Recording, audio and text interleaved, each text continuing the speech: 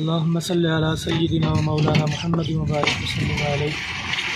अल्लाह पाक कुरान पाक में फ़रमाता है इन्नमा यामुरु मसाजिदल्लाहि मन आमन बिल्लाहि वल यौमिल आखिर, कि अल्लाह की मस्जिदों को वही आबाद करते हैं, तामीर करते हैं जो अल्लाह उसके रसूल पर, आखिरत पर ईमान रखते हैं।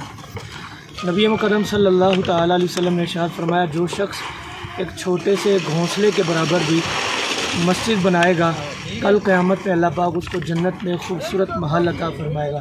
हालांकि एक छोटे से घोंसले के बराबर मस्जिद नहीं होती, लेकिन नबी पाक सल्लल्लाहु अलैहि वसल्लम ने एजाज़ी तौर पर इरशाद फरमाया, चाहे छोटी मस्जिद हो या बड़ी हो।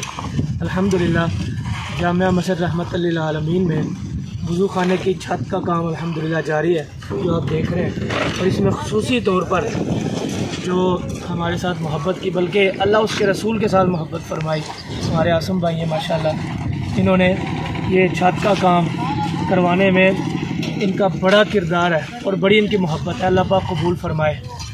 बचपन में इनके साथ वक्त गुज़रा था, लेकिन काफ़ी वक्फ़े के बाद दोबारा मुलाकात हुई तो अल्हम्दुलिल्लाह वही दीनी माहौल, पहले भी बचपन में मस्जिद के साथ ही थे, अभी मस्जिद के साथ अल्हम्दुलिल्लाह वाबस्ता है।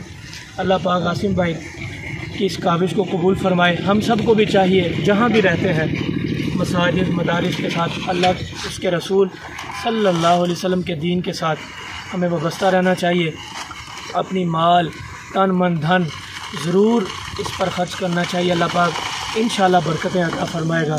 अल्लाह इनकी काविश को कबूल फरमाए।